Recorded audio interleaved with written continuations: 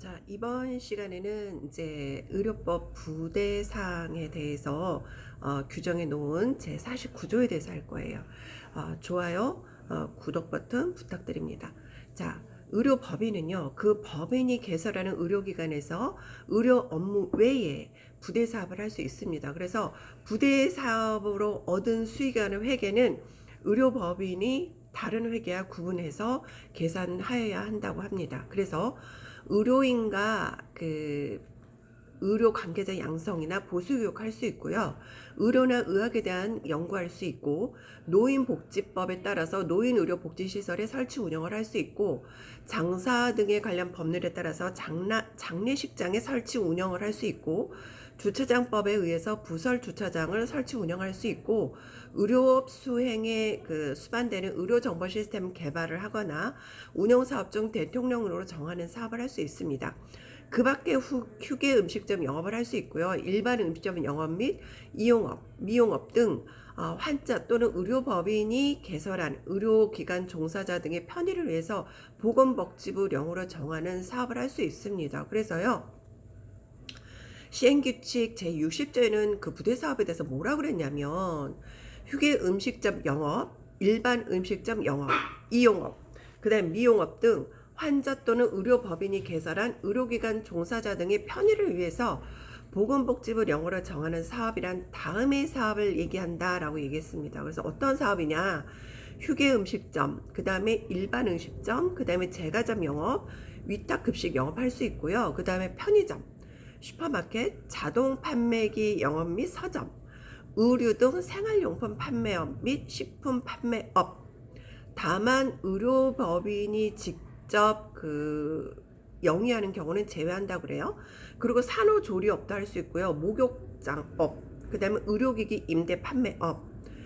이것도 의료법인이 직접 영위하는 경우는 제외합니다. 그 다음에 이제 숙박업도 할 수 있고요. 여행업도 할 수 있고, 여행업 및 외국 환자 유치업. 그 다음에 수영장업, 체력 단련장업, 그 다음에 종합체육시설업, 그 다음에 장애인 보조기구의 제조, 개조, 수리업을 할 수 있고요. 그 다음에 다음 어느 하나에 해당하는 업무를 하려는 자에게 의료법인이 개설하는 의료기관의 건물을 임대하는 사업도 할 수 있습니다. 그래서 임대를 줄 수 있다는 얘기예요.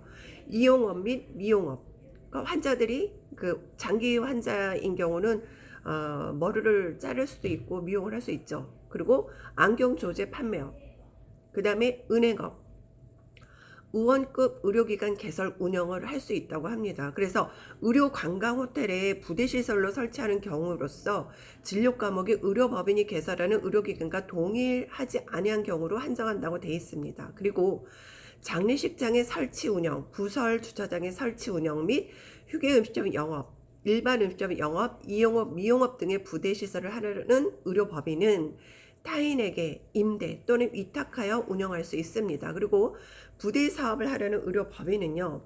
보건복지부령으로 정하는 바에 따라서 미리 의료기관의 소재지 관할하는 시도지사한테 신고하여야 한다고 해요.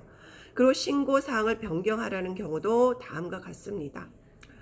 자, 시행규칙 제61조에 부대사업의 신고 등에 대해서 뭐라고 되어 있냐면 부대 사업을 신고하려는 의료법인은 신고서에 다음의 서류를 첨부해서 시도지사, 관할 시도지사에게 제출해야 한다라고 되어 있습니다. 그래서 의료기관 개설 허가증 사본, 그 다음에 부대 사업의 내용을 적은 서류, 부대 사업을 하려는 건물의 평면도 및 구조 설명서, 그리고 부대 사업을 신고를 받은 시도지사는요, 신고 증명서를 발급해야 합니다. 그리고 부대 사업을 신고한 내용을 변경하려는 자는 변경 신고서에 다음의 서류를 첨부해서 관할 시도지사한테 제출해야 합니다. 발급받은 신고 증명서, 변경 사항을 증명하는 서류, 그 다음에 부대 사업의 변경 신고를 받은 시도지사는 부대 사업의 신고 증명서에 변경 사항을 적은 후에요. 해당 의료인에게 발급을 해야 한다고 합니다. 그 다음에 이제 제50조 민법의 적용이 있습니다. 그래서 의료법인에 관해서는 의료법에 규정한 것을 제외하고는 민법 중 재단법인에 관한 규정을 준용한다라고 되어 있습니다. 그리고 이제 의료법인의 설립 허가 취소에 대해서 의료법 제51조에 이제 규정이 돼 있는데, 보건복지부 장관 또는 시도지사는 의료법인이 다음에 해당하면 설립 허가를 취소할 수 있습니다. 정관으로 정한 사업 외의 사업을 한 때, 그 다음에 설립한 날로부터 2년 이내에 의료기관을 개설하지 아니한 때, 그리고 의료법인이 개설한 의료기관이 개설 허가가 취소된 경우, 그리고 보건복지부 장관 또는 시도지사가 도지사가 감독상 발한 명령을 위반 시 그런 경우에는요 설립 허가를 취소할 수 있습니다. 그리고 그 시행규칙 제51조의 해산 신고에 대해서 규정을 해놨는데, 의료법인이 해산한 경우, 파산한 경우는 제외예요. 그래서 청산인은 민법에 따라서 다음 사항을 적은 의료법인 해산 신고서를 시도지사한테 제출하여야 한다라고 되어 있습니다. 해산 연원일, 해산 사유, 청산인의 성명 및 주소, 청산인의 대표권을 제외한 경우에는 그 제한의 사항, 이런 것들을 시도지사한테 제출해야 돼요.